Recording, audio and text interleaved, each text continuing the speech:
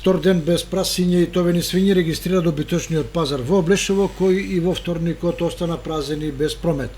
Малобројните што го посетија пазарот велат дека мерките за заштита од африканската чума кај свињите е насочена кон целосно уништување на малите и големите фармери, особено затоа што важи за целата територија на државата, а не во прва фаза само на пограничните реони. При тоа треба да се истакне и дека доколку болеста се пренесе на територијата на Македонија кај дивите свињи, тоа практично ќе значи долгогодишна борба за нивно истребување, плюс перманентна потенцијална опасност за сите одгледувачи без оглед на големината. Ако се остварат песимистичките прогнози, се чини дека за година 2 или 3 свинското месо ќе го снема од домашните трпези. Еве што за ова мерка вели облешевецот Здравко Арсов. Види има забрана, значи свине во пазарот да не се продават, што значи дека свињето ќе бидат уништени.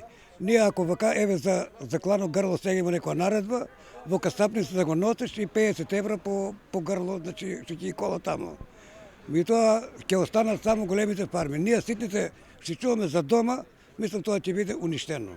И ќе бидеме желни за свинско месо. Одгледувачите на свињи во регионот деновиве се во сериозна дилема дали да ги колат и продаваат свињите и како да зачуваат по некое барем за сопствени потреби, со надеж дека болеста ќе ги одмине. Поедини мини фармери имаат по 5-6 расни маторици од по околу 200 килограми, за кои е штета да завршат за месо. Освен тоа, цената нагло паѓа по продажбата е неисплатлива. Од друга страна, одстрелот на диви свињи оди мощно тешко, а и концесионерите и ловците не се залагаат особено, плашејќи се да не го истребат дивечот од теренот, па потоа наместо лов да фрлаат шешири во воздух и да ги гаѓаат.